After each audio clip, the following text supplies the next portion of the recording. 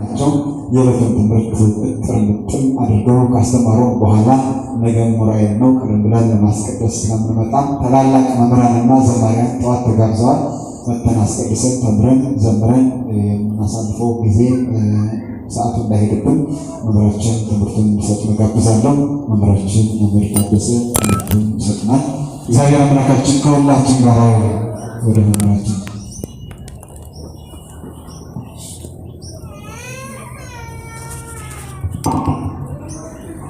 በስመ አብ ወወልድ ወመንፈስ ቅዱስ አሐዱ አምላክ አሜን።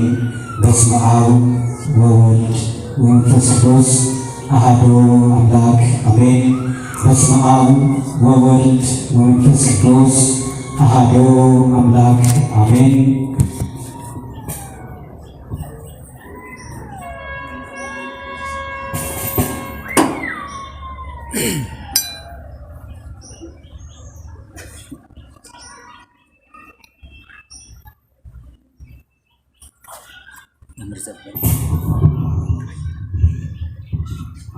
መምህራችን መምህር ደበበ የዚህ ታላቅ ደብር ዋና ስብከተ ወንጌል ኃላፊ፣ ዘማሪያችን እጅግ በጣም በጥሩ ዜማ የዘመሩልን ዘማሪ መልከንና ዲያቆን ጌትነት እግዚአብሔር አምላክ ዝማሬ መላእክትን ያሰማልን፣ ዝማሬ መላእክትን ያሰማልን። እግዚአብሔር አምላክ ዕድሜና ጤና ሰጥቶ በደንብ እንዲያገለግሉ እግዚአብሔር እሱ ያቆይልን። እንደምን አመሻችሁ፣ እንደምን ቆያችሁ? ማን ይመስገን? አዎ እግዚአብሔር የተመሰገነ ይሁን። እግዚአብሔር ከያለንበት ሰብስቦ በዚች በተቀደሰች ስፍራ በቅድስት ቤተ ክርስቲያን ያሰባስብን የአባቶቻችን አምላክ አምላከ ቅዱሳን አምላከ አረጋዊ አምላከ ተክልዬ ክብር ምስጋና ለእርሱ ይሁን። እልል ብላችሁ አመስግኑት። በእውነት ያንሰዋል። አመስግኑት።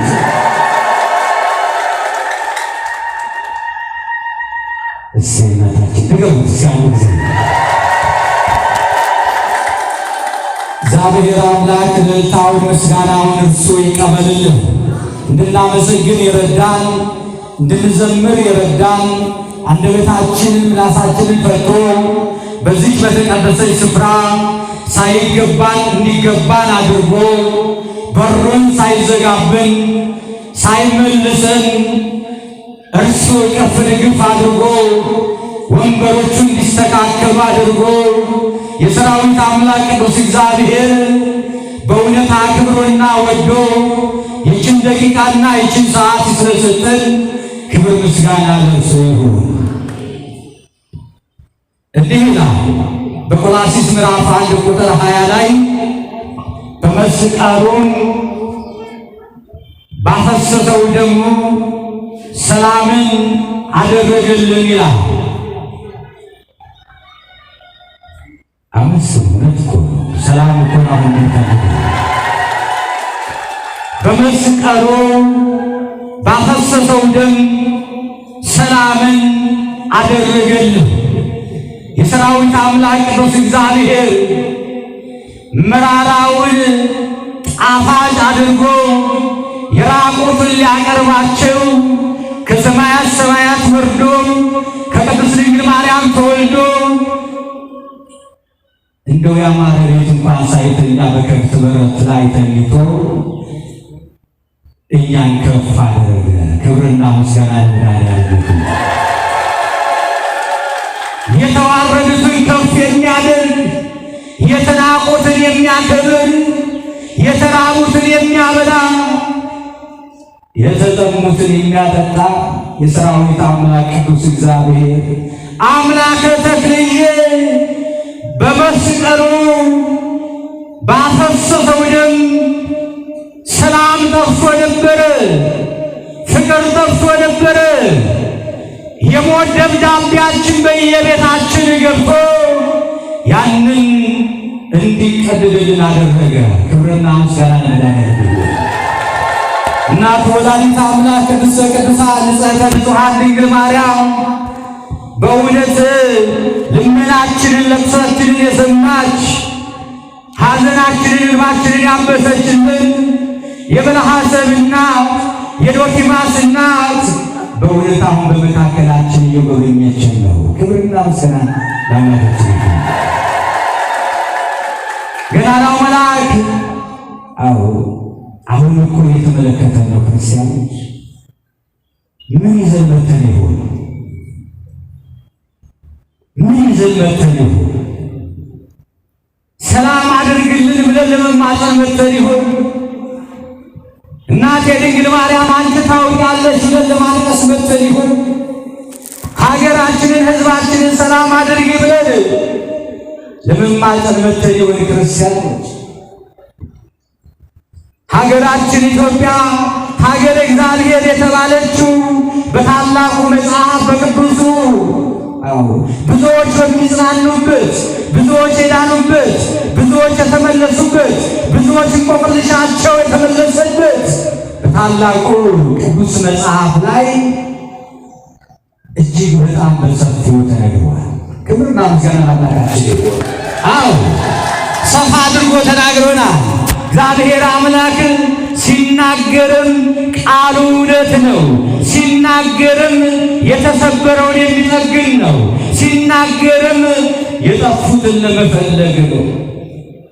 በዮሐንስ ወንጌል ላይ ምዕራፍ 14 ላይ እንዲህ ይላል፣ እኔ ዓለም የማይሰጣችሁን ሰላም እኔ እሰጣችኋለሁ ባለ። ዓለም የማይሰጠንን ሰላም፣ እህት ወንድም የማይሰጠንን ሰላም፣ የሰላሙ አለቃ እኔ ነኝ፣ ወደ እኔ የመጣ ሁሉ አያፍርም አለ፣ አያንቀላፋም አለ። ደጋግ አባቶቻችን እና አፄ ዳዊት ታላቁ አባታችን መስቀሉን ወደ ኢትዮጵያ ተቀብሎ ሲመጣ አቤት መታደላችን!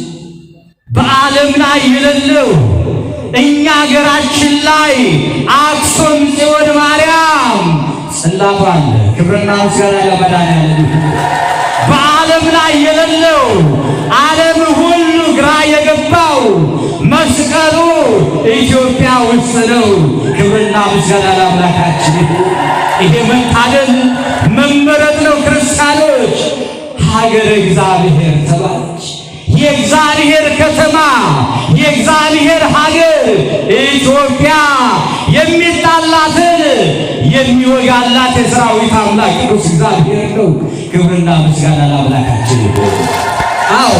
አንገታችንን የምንነፋበት ነገር የለም። የዓለሙን ንጉሥ የሆነው የዓለሙን ሰላም የሚሰጠውን እውነተኛውን ጠባቂ እረኛችንን ነው የያዝነው። እንባችንን የሚያብስ በእውነት ችግራችንን የሚያስወግድ ጭንቀታችንን ሁሉ የሚያስወግድልን እርሱ ነው። በዚህ በዮሐንስ ወንጌል ምዕራፍ 20 ላይ እንዲህ ይላል። ክርስቲያኖች ከቁጥር 21 ላይ ሰላም ለእናንተ ይሁን አለ። ለማን? ለደቀ መዛሙርቶቹ፣ በወቅቱ ለነበሩት ለሚያገለግሉት እግሩ ስር ቁጭ ብለው ጌታ ሆይ ምን እንስራ ብለው በፍቅሩ ሲጠይቁት በፍቅር የሚመልስላቸው መምህራቸው፣ አስተማሪያቸው፣ መጋቢያቸው ሰላም ለእናንተ ይሁን አለ። አያስደስትም? ክርስቲያኖች አምላክ ከነሱ ተለይቶ ነበር።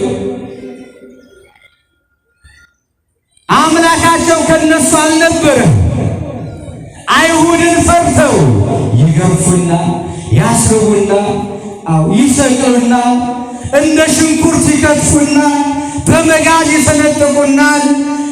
አምላካችን ከእኛ ጋር የለም ምን ይሻለናል ብለው በአንድ ቤት ውስጥ ተሰብስበው በጸሎት ቆሙ። ክርስቲያኖች በምን ቆሙ? በምን ቆሙ? በጸሎት መቆም ያስፈልጋል። ዛሬ ጸሎት ነው የሚያስፈልገን። እያነቡ እያለቀሱ ወደ አምላክ ጀመሩ።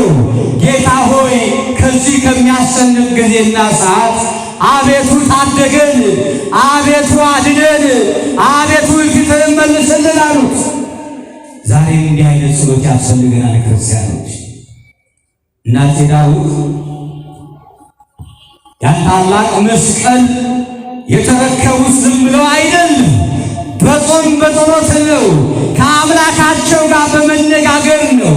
ሐዋርያትም ያንን ጭንቅ፣ ያንን መከራ፣ ያንን ረሃብ፣ ያንን እስራት፣ ያንን ግርፋት ነፃ ለመውጣት ወደ አምላካቸው በራቸውን ዘግተው መጸለይ ጀመሩ። የሰላም አለቃ መድኃኔዓለም በግርግሙ ክፈቱልኝ ሳይል እነሆ ገባና ሰላም ለእናንተ ይሁን አትጨነቁ አለ። ክብርና ምስጋና ለአምላካችን። አንጨነቅ ክርስቲያኖች። አዎ አባቶቻችን እንደ ሽንኩርት ተከትፈዋል። ለምን? የመስቀሉ ፍቅር ስለገባቸው። አባቶቻችን በመጋዝ ተፈንጥቀዋል። ለምን? የአምላክ ፍቅር ስለገባቸው። ሐዋርያት ተገርፈዋል። ለምን? የአምላክ ፍቅር ስለገባቸው። ፍቅሩ ሲገባ መራቡ፣ መታረዙ፣ መጠማቱ፣ መሰደዱ ሁሉ ለማን እንተዋለን ማለት ነው? ለማን እንተዋለን ማለት ነው? በመስቀሉ ባፈሰሰው ደም ሰላምን አደረገን። አዎ ተጣልተን የነበርን ወደ አንድነት መለሰን። ርቀን የነበረውን እነሆ አምላክ አንድ አደረገን በመስቀሉ። ክብርና ምስጋና ለአምላካችን። በመስቀሉ አንድ አደረገን። አዎ ጾታ ይላሉ ዘካርያስ አለው ጸሎት ተሰምቷል፣ ጭንቀት ሊወገድ ነው፣ ጸሎት ምላሽ አግኝቷል፣ ደስ ይበልህ አለው። ዛሬም ክርስቲያኖች ደስ ይበላችሁ። መልአኩ ቤት ነው ቁጭ ያላችሁ፣ መልሳችሁ ከዓይናችሁ ጥቅሻ የፈጠነ ወደ አምላክ ቀርቦ መልስ እናገኛለን። እንቆቅልሻችን ይፈታል። አባቶቻችን ያስተማሩን ይሄ። ነገር ግን እኔ ያልገባኝ ነገር ይሄን ሁሉ በሶሻል ሚዲያው እንረዳለን፣ እንማራለን። ስብከቱ የተሰበከ ነው። ተማሪዎችም አለን፣ መምህራንም አለን፣ መምህራን ተብዬዎች። ዛሬ ግን እግዚአብሔር የሚፈልገው ስራ ነው ክርስቲያኖች። አፄ ዳዊት በስራ ነው ያሳመኑት ልጃቸው አፄ ዘርዓ ያዕቆብ። አዎ በስራ ነው ያሳመነው። ክርስቲያኖችን በስራው እንደ ፀሐይ አብርቶ አሳመናቸው። ክርስቲያኖች የመስቀሉ ፍቅር ይሄ ነው። መስቀል ወደ ሀገራችን መጣ፣ ሰላም መጣ፣ ፍቅር መጣ፣ በረከት መጣ፣ ድህነት መጣ። እውነት ተጠቅመንበት ይሆን? ማምላክ ወላዲተ አምላክ ፈርዳ።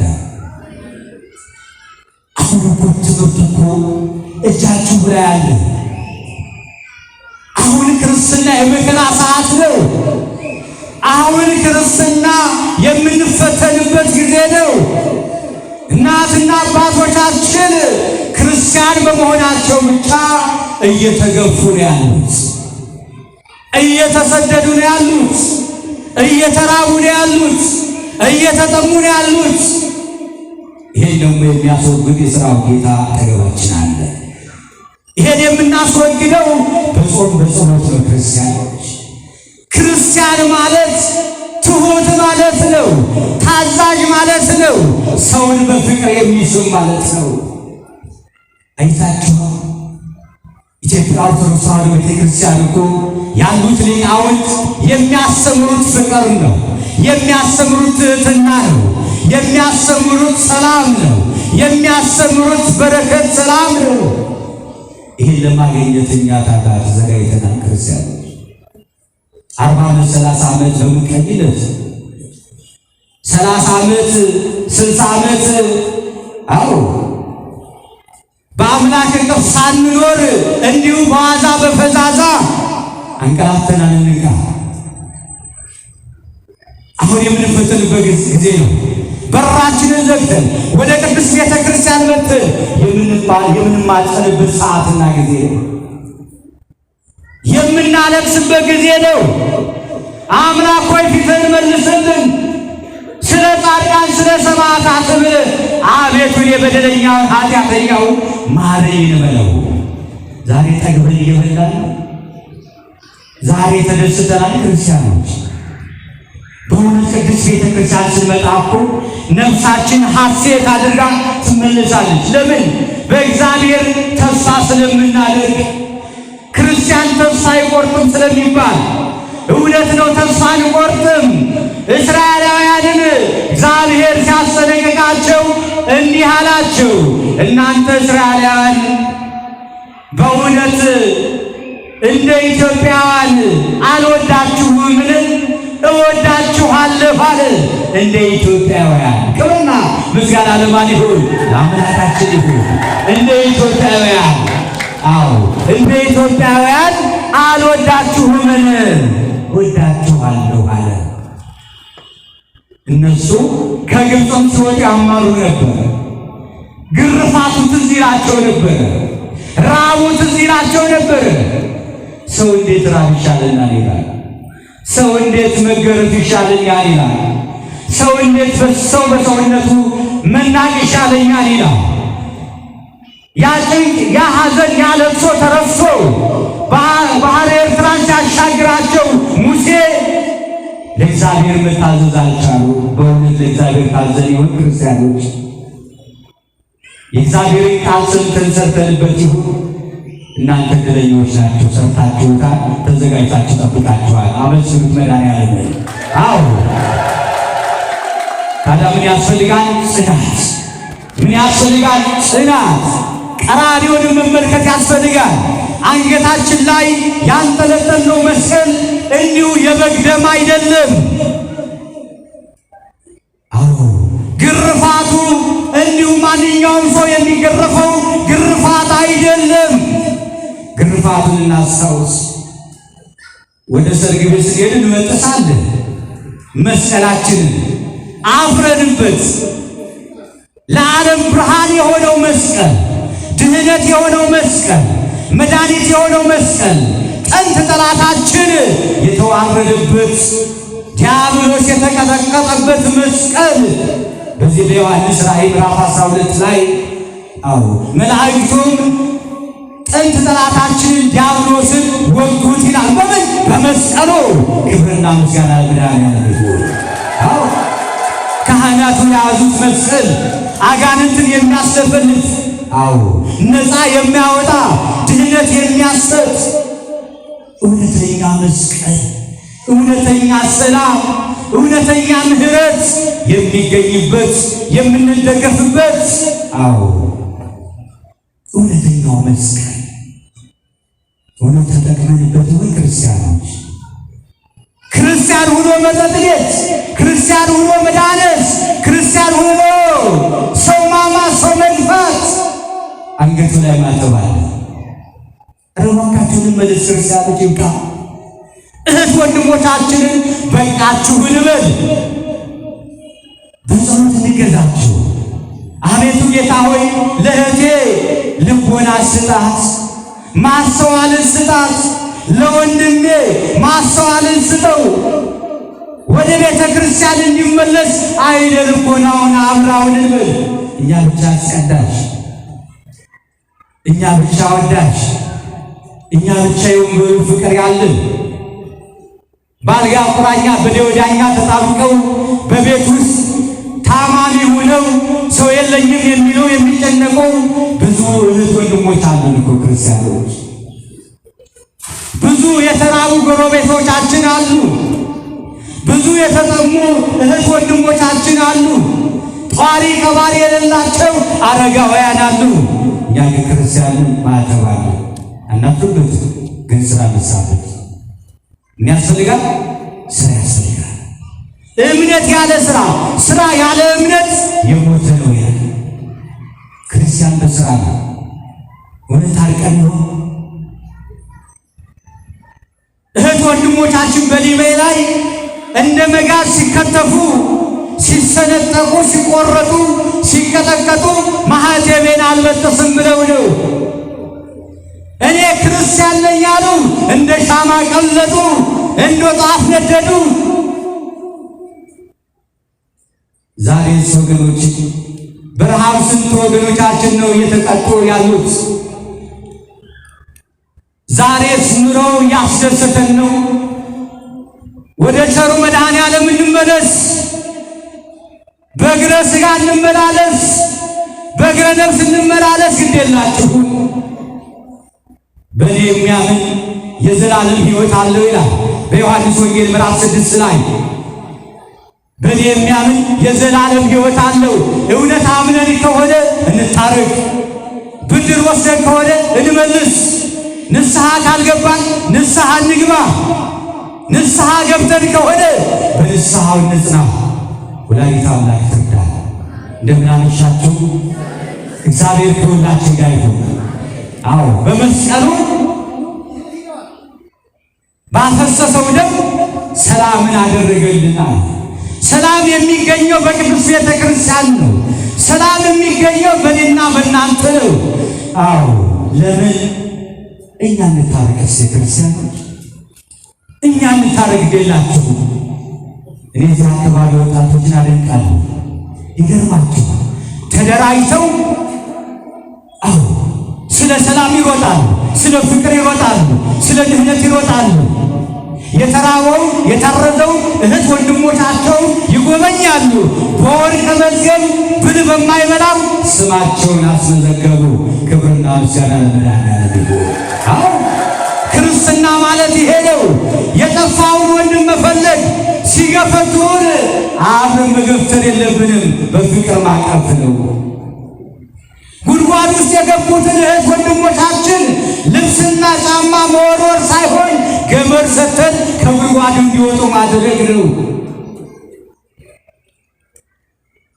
እግዚአብሔር አምላክ ከሁላችን ጋር ይሁን። ሰላም ለእናንተ ይሆናል። ክርስቲያኖች እንታረቅ።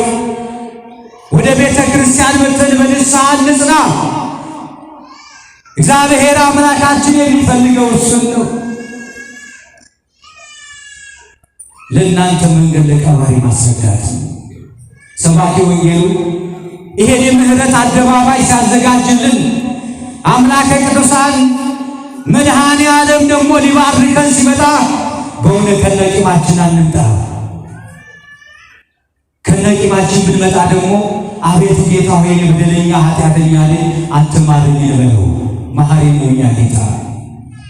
ግሸን ደብረ ከርቤ አፄ ዘርዓ ያዕቆብ በጾም በጸሎት የት እንደሚያስቀምጠው አምላካችን ፈቀደለት። መስቀሌን በመስቀለኛ ቦታ አስቀምጠው።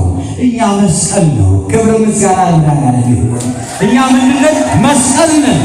አዎ ቆም ብላችሁ ራሳችሁን ተመልከቱ። እግዚአብሔር አምላካችን መስቀልን በመስቀለኛ ቦታ አኑረው አለ። ኢትዮጵያውያን ለማመን ችግር የለብንም። አምነን ለመጽናት ችግር የለብንም። ለማስቆረብ ለመቁረብ ችግር የለብንም። ሌላውን በፍቅር ለመታዘዝና ለማገልገል ችግር የለብንም። ነገር ግን አልጸናበትም። ለምን ነው? ቀደምት አባቶቻችን እንደ ሻማ ነደዷል። አዎ ነደዱ። የክብርን አክሊል አገኙ። እንደ ሻማ ቀለጡ። አዎ ቀለጡ። እኛ ክርስቲያኖች በፍቅሩ ቀልጠን ይሆን? እንደዚህ እንደምናበራው ጧፍ ፍቅራችን ተቀጣጥሎ ይሆን? እባካቸው በማፍሰስ ስላለመላለስ ወንድምህን ታረቂ፣ እህትሽን ታረቂ። ወንድምህን ታረቅ፣ እህትህን፣ ወንድምህን፣ እናት አባትህን ታረቅ። ሳትታረቅ መታረቅ የለም።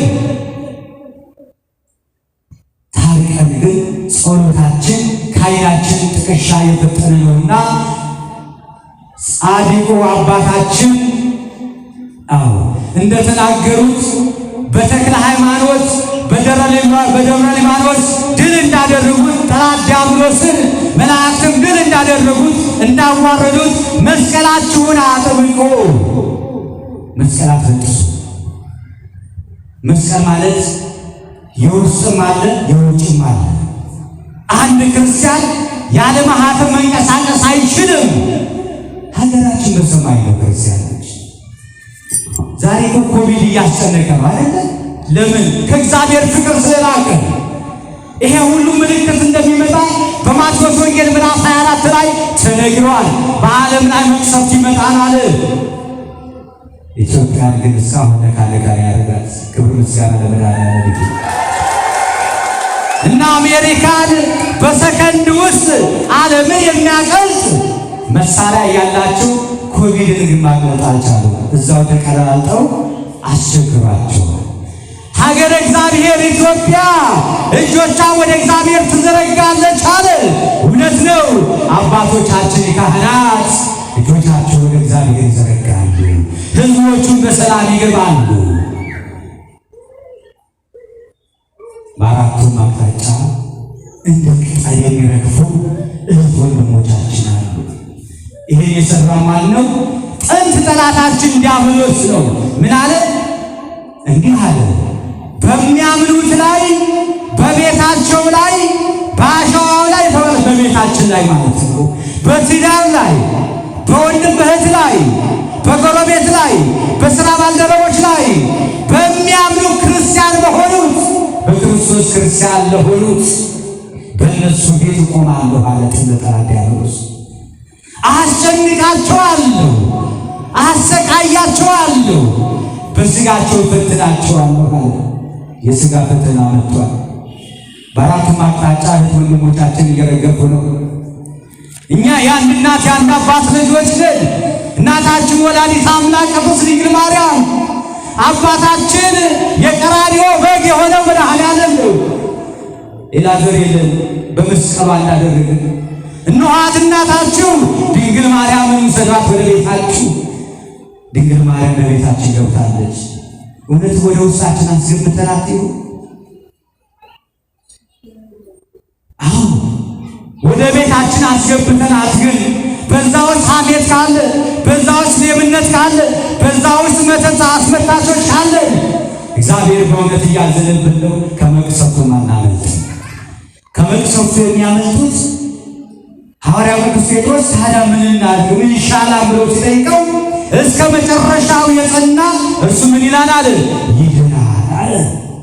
እስከ መጨረሻው በቅዱስ ሥጋው የጸና፣ እስከ መጨረሻው በዕርቁ የጸና፣ እስከ መጨረሻው በጸሎት የጸና፣ እስከ መጨረሻው ክርስቲያኖች ማህተቡን ያልበጠሰ፣ እስከ መጨረሻው በቅዳሴ ሰዓት ያልጠፋ፣ በንስሐ የተመለሰ የጸና፣ እስከ መጨረሻው ማይክሮ ሰከንድ እኔን የጠበቀ እርሱ ይድናል አለ።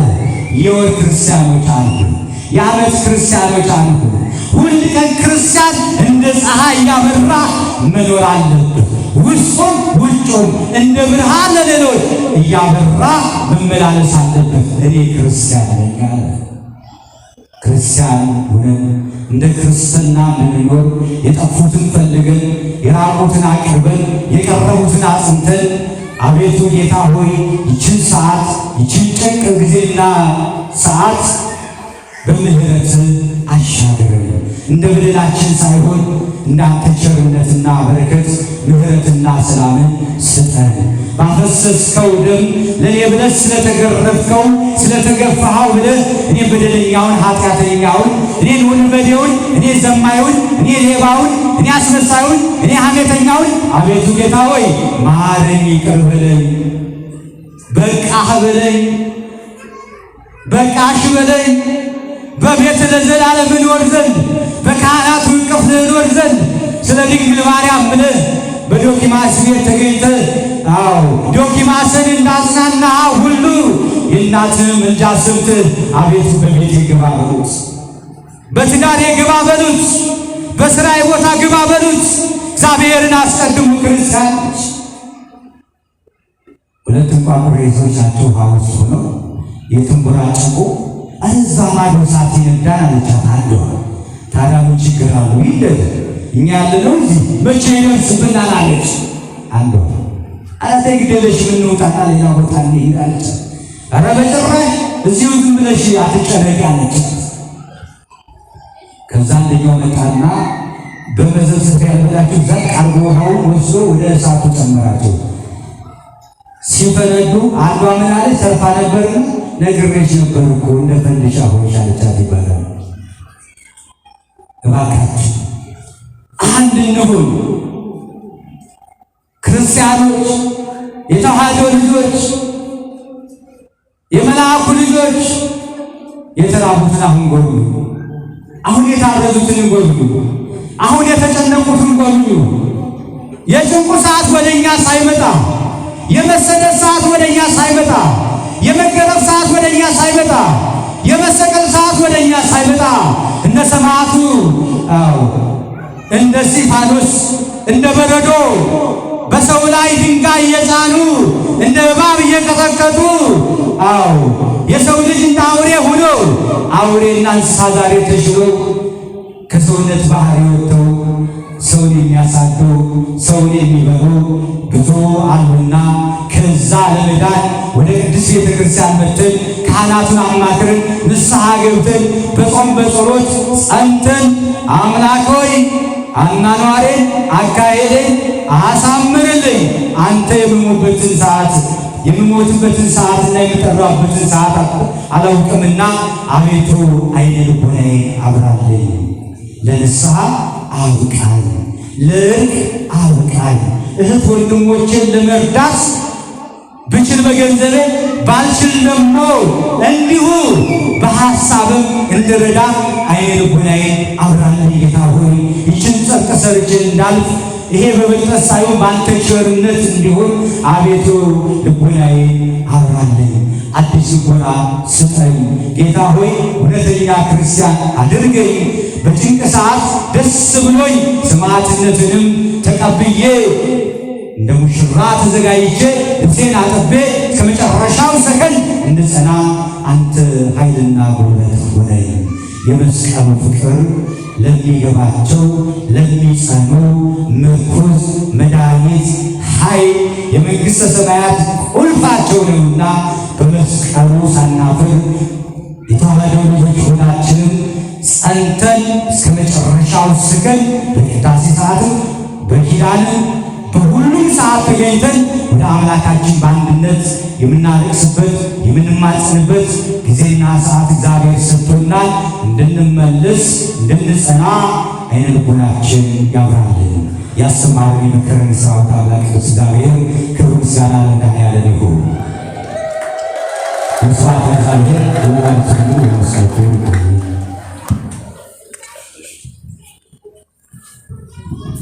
መምህራችንን ቃል ተሰማለን።